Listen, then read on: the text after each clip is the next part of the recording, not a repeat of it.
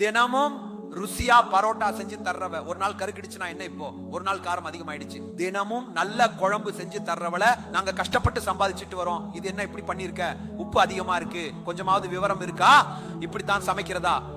நீ சும்மா வாய்க்கு வந்தபடி 100 வார்த்தை பேசுறது ரொம்ப சுலபம். நீங்க ஒரு நாள் முழுசா கிச்சன்ல போய் நின்னு சமைச்சு தான் பாருங்களேன். ஒரு 4 நாளைக்கு தொடர்ந்து சிக்கன் பிரியாணி குருமான்னு விதவிதமா சமைச்சு பாருங்க. அப்போதான் உங்களுக்கு புரியும் உப்பு குறையறதும் காரம் குறையறதும் அந்த கஷ்டம் என்னன்னு.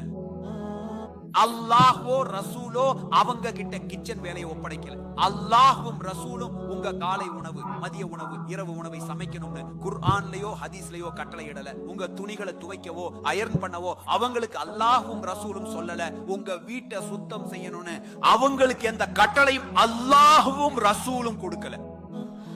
இவ்வளவு சின்ன விஷயத்துக்காக நீங்க அவங்களை அடிக்கிறீங்க, கண்டபடி திட்டுறீங்க, அவங்க மேல தேவையில்லாம கோபப்படுறீங்க. உங்க வீட்டை எப்பவும் அழகா சுத்தமா வச்சிருக்குது, உங்க துணிகளை எல்லாம் அயரன் பண்ணி தர்றது, நீங்க தூங்குற படுக்கையை தயார் பண்றது, உங்களுக்கு நேரத்துக்கு சாப்பாடு பரிமாறுறது, நாள் முழுக்க ஒரு வேலைக்காரி போல வீட்டை கவனிச்சுக்குது. ஏன்னா இதெல்லாம் அவங்க உங்களுக்கு செய்யற பெரிய உபகாரம்.